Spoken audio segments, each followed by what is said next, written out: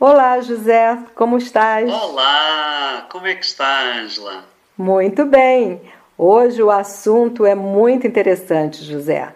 Vamos falar sobre o impacto do confinamento para a criança e para o adolescente. Não diga. Sim, esse tema é tão importante, José, que nós vamos dividi-lo em 2 episódios, Uau, que bom!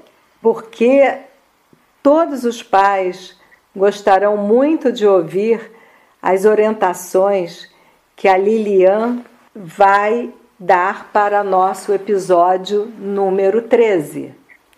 E é muito atual, não acha, Ângela? É muito atual, é um tema muito atual. Muito atual. A contribuição dela vai ser espetacular. Que Lilian maravilha. Brito é psicóloga clínica pela Universidade de Salvador, Bahia, há 13 anos e pós-graduada em terapia junguiana. Atuou como psicóloga e supervisora de atendimentos clínicos com crianças de classe baixa no Núcleo de Psicologia da Fundação Lar Harmonia durante 6 anos. Foi coordenadora e docente dos cursos da clínica Psique, como também realizava psicoterapia em crianças, adolescentes e adultos. Atualmente reside em Portugal, onde realiza atendimentos virtuais, ministra aulas de psicologia online e também é instrutora de Zumba.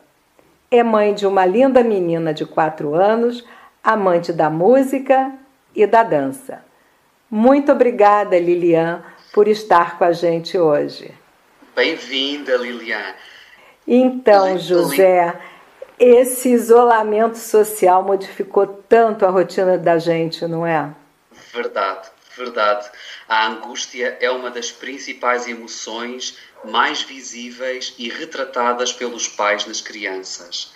É muito importante falar sobre este tema e falar com verdade com a criança, embora sempre filtrando e resumindo essa mesma verdade. Como a Ângela sabe, as crianças perguntam porque é que estão em casa, porque é que não podem ir para as escolas, porque é que não podem estar com os seus amigos.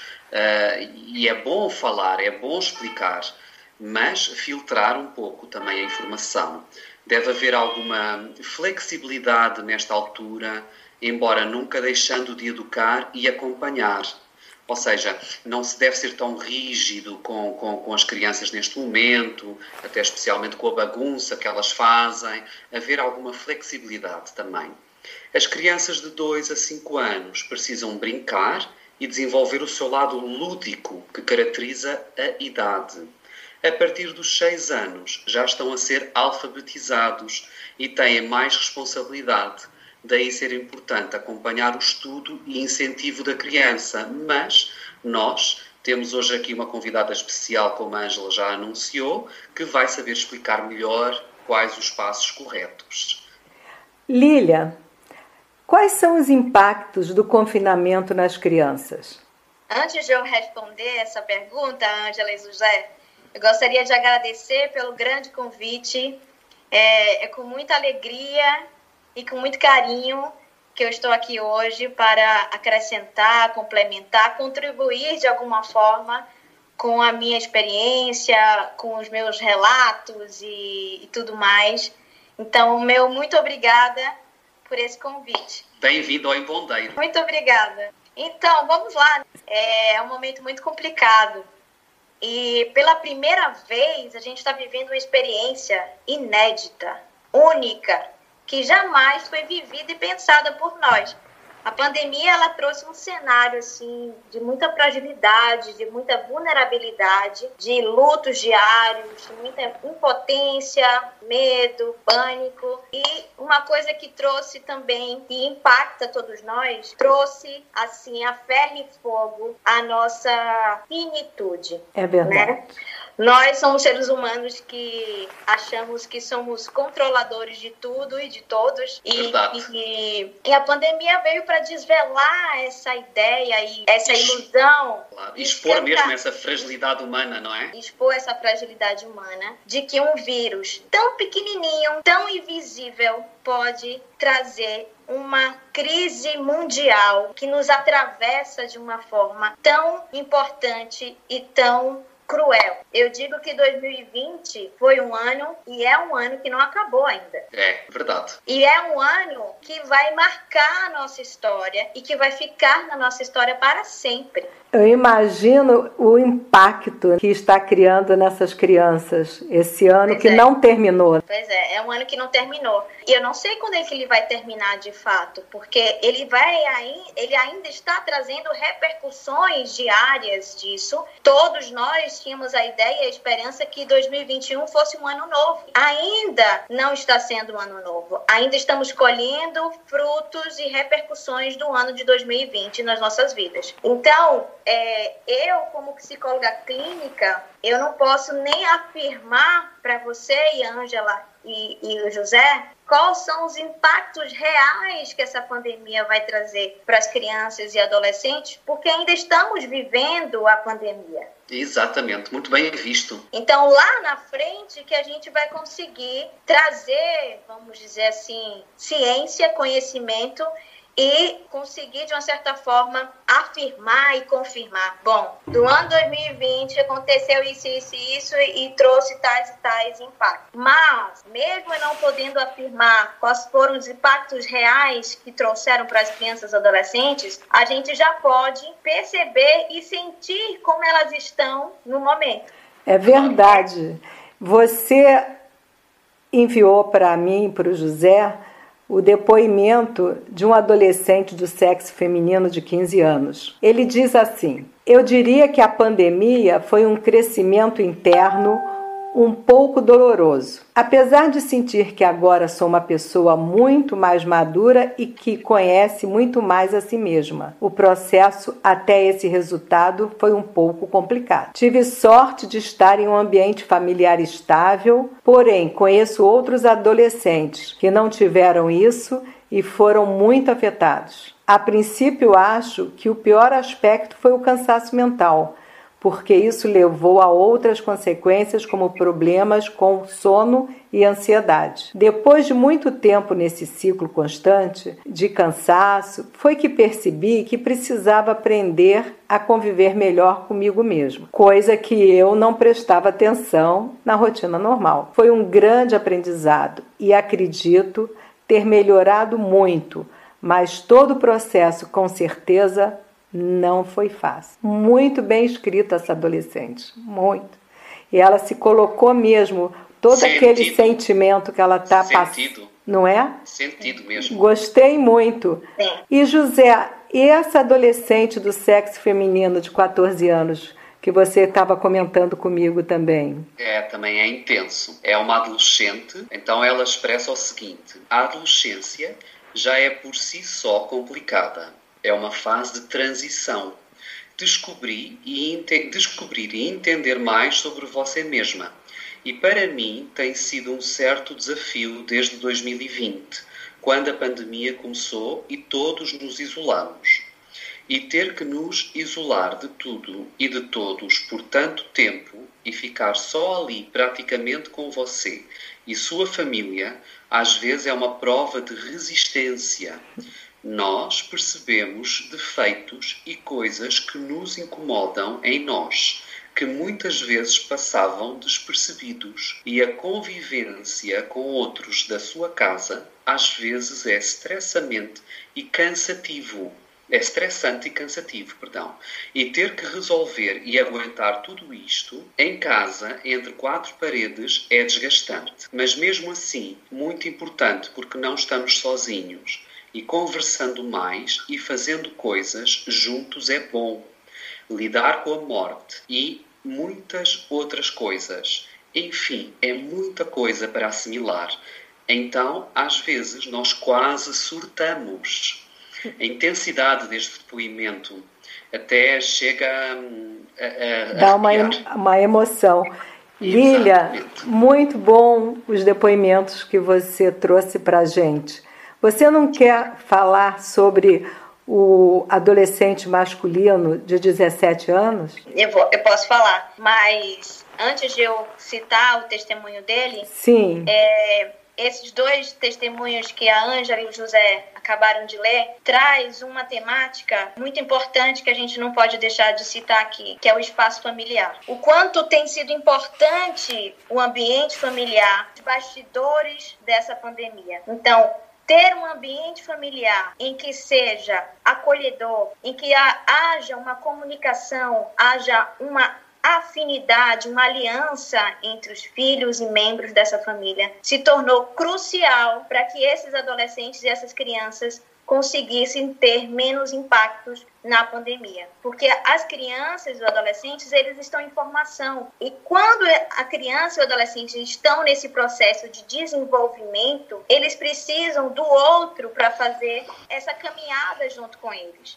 O outro, a família, a escola, os amigos, são de suma importantíssimos para o desenvolvimento biopsicossocial desses dois públicos. Então, quando eles falam, né, no testemunho, sofri, senti isso, senti cansaço, mas que bom que eu tenho um espaço, tenho uma família, tenho um lugar em que eu sou acolhida e que me traz algum tipo de bem-estar diante de uma situação tão crítica que estamos vivendo. E aí eu fico a pensar, imagine para aquelas crianças e adolescentes que não têm um ambiente familiar positivo, um ambiente familiar que seja acolhedor, um ambiente familiar que tenha conflitos, violência. Então, eu acredito que essas crianças e adolescentes devem estar tendo muito mais problemas e tendo muito mais impactos deslacerantes na vida emocional. Com certeza. Sem dúvida. E você leria o depoimento desse adolescente de 17 anos? Achei bem interessante o depoimento dele também. Bom, a pandemia e todo o seu processo foi um impacto e uma experiência nova para todos. Alguns sentiram mais, outros menos. Felizmente, no meu caso, eu fui um dos que não sentiram tão prejudicado. Eu digo que não fui tão afetado porque não tenho esses problemas de ansiedade. Apenas em raros casos, bem comum pela minha parte. Uma vantagem minha é ser uma pessoa caseira, que gosta de ficar em casa, e eu não tenho problema nenhum em relação a isso. Lógico que me incomodo e tenho saudades de fazer algumas coisas, como viajar, ir no cinema e encontrar alguns amigos. Boa parte da pandemia passei a comer mais e agora comecei a fazer boxe para aliviar tudo isso. Excelente. Muito interessante. E é transversal, não é? Porque no fundo não foram só os adolescentes, também os adultos se queixam que passaram a comer mais, que passaram também, acaba por ter aqui alguns elementos transversais. Sim, isso é verdade. Esse depoimento do adolescente, porque traz também as diversidades da adolescência também, né? Então, tem alguns adolescentes e até algumas crianças que têm um perfil mais de ficar em casa mesmo. Então, a pandemia, por um lado, foi até positiva, porque nos obrigou a ficar em casa. Uhum. Então, para algumas crianças não foi tão negativo essa parte. Já para outras que têm um perfil mais expansivo, mais extrovertido, talvez teve um impacto muito maior nesse sentido de ter essa intensidade obrigatória de estar em casa. Lilia, eu conheço uma criança que através de outra pessoa, eu sei de um caso em que essa criança também se sentiu mais satisfeita, justamente como sofre de bullying. O facto de estar em casa acabou por lhe trazer mais um conforto, uma paz, apesar de, pronto, não ser o ideal, como é óbvio, mas o facto de não ir para a escola, ele contava que se aliviava nesse aspecto. Sim. Uma coisa que é interessante, José, que trouxe agora, é que as crianças dentro de casa, elas ficam numa zona de conforto muito grande e ficam acomodadas. Quando a gente diz a prioridade é o mais rápido possível a abertura das escolas para as crianças e os adolescentes voltarem para a escola, é pelo simples fato de que eles precisam sair da zona de conforto, sair dessa bolha protetiva que é a família, que é os pais, porque nós pais, eu sou mãe e sei disso, nós protegemos os nossos filhos e não temos a capacidade de proporcionar experiências adversas para a vida deles que vão ser fundamentais para a construção de uma personalidade rica e madura. É necessário a escola justamente porque é ela que vai fazer com que a criança se separe dos pais e faça com que ela tenha a oportunidade de participar de um espaço em que haja encontro, relações e vamos dizer assim, como diferente, né? Criar laços, não é? Criar laços. Esse testemunho dessa criança do sexo feminino de 5 anos, o que você está falando, Lilian, condiz coisas boas da pandemia. Brincar com os brinquedos, fomos à casa da avó e do avô, mas muito pouquinho tempo. Coisas mais da pandemia. Não poder ir à casa dos outros, não ir à escola, não dar abraços, beijinhos nas pessoas. Olha a falta da convivência. Exatamente. Porque assim, a escola por si só é um espaço social. E a escola é que vai proporcionar essa experiência social e que vai conseguir fazer essa separação necessária e fundamental de pais e filhos. Nós somos nocivos para os nossos filhos em alguns momentos. Então, precisamos que eles tenham outras oportunidades de experimentar outras formas de laços e relações que nós não podemos oferecer. Até porque nós também temos limitações, né? Afetivas, comportamentais e de estímulo também. Então, claro que eu, por ser psicóloga, eu consigo ter um olhar diferenciado, mas nem todos os pais são psicólogos e educadores, etc. Então, acabamos que ficamos um pouco refém da escola e de outras oportunidades culturais, educadoras e sociais para complementar essa formação das crianças. Ângela é educadora e sabe muito bem o quão importante é o espaço da escola, na formação educacional dessas crianças. Porque a educação a escola complementa a educação da casa, porque quem tem que educar, passar valores é a família. Amor, né? Toda a parte afetiva é a família. E toda a parte sistemática da educação, sim, é a escola. Essa criança, Olília, de 9 anos, esse menino, você inclusive falou também sobre a observação da mãe. Conta pra gente, essa criança aqui de 9 anos, o que ela falou. Então, ela diz assim: por um lado, eu gosto porque passo mais tempo com minha família, mas por outro, eu fico triste porque sinto falta de passear e de ir à escola, ver meus amigos. E a mãe complementa que ela percebe algumas mudanças no comportamento do seu filho durante a pandemia, durante esse ano, 2020 e 2021. Ela diz assim: noto que tem comido mais, ele estava super feliz por estar em casa, mas já estou notando ele ficando super estressado e impaciente. Chora por qualquer coisa, o sono dele continua o mesmo. Então, ela diz que, apesar dele estar apresentando essas mudanças comportamentais, pelo menos o sono, não houve nenhuma alteração.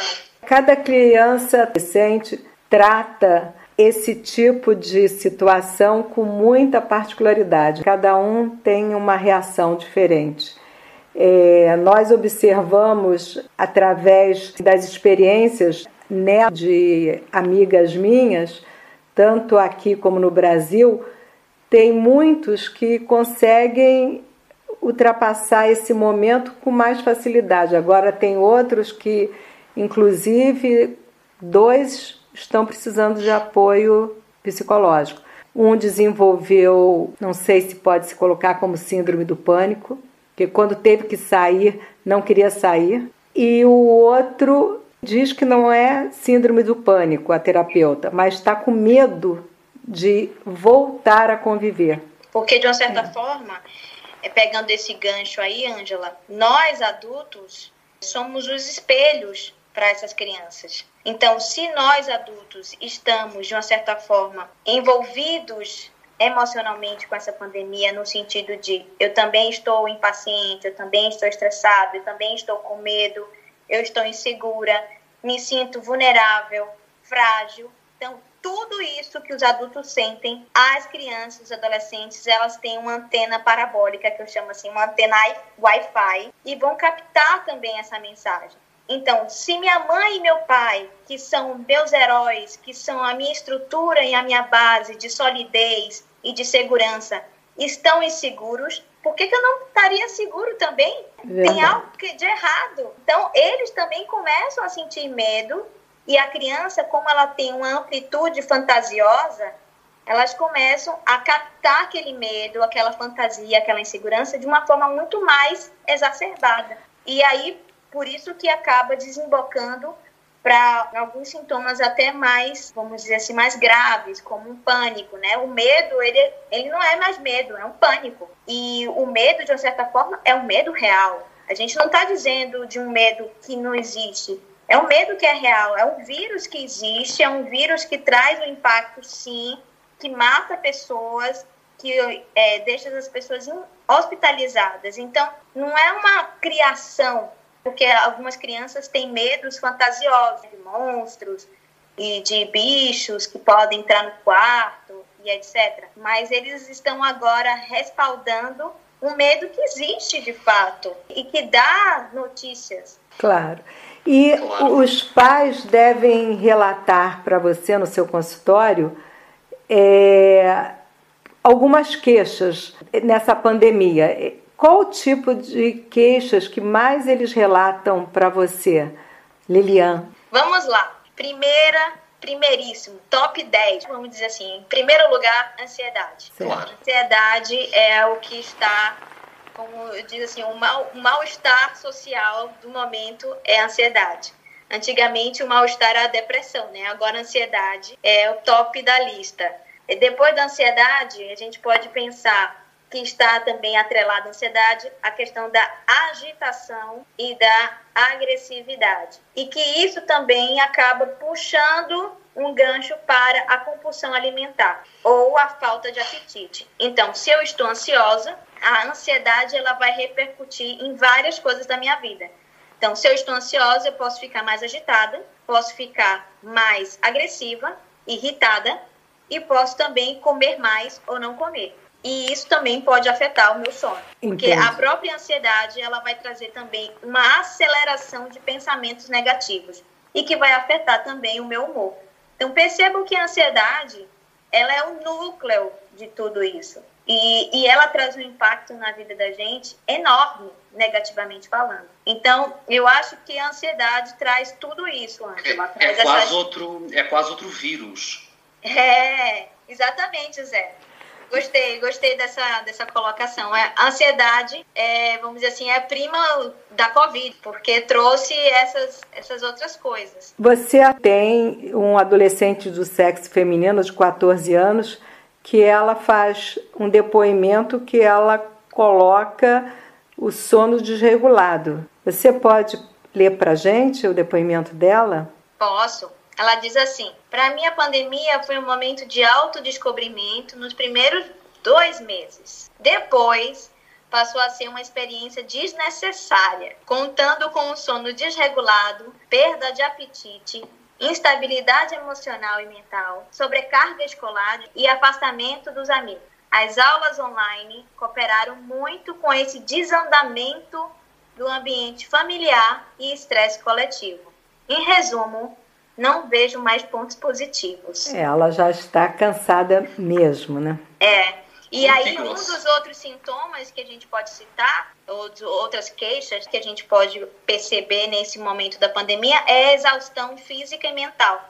Que, na verdade, é muito mais mental e que traz um impacto físico. Porque eu estou tão exaurida mentalmente que não me sinto nem motivada a fazer algo fisicamente para mim. Verdade. Claro.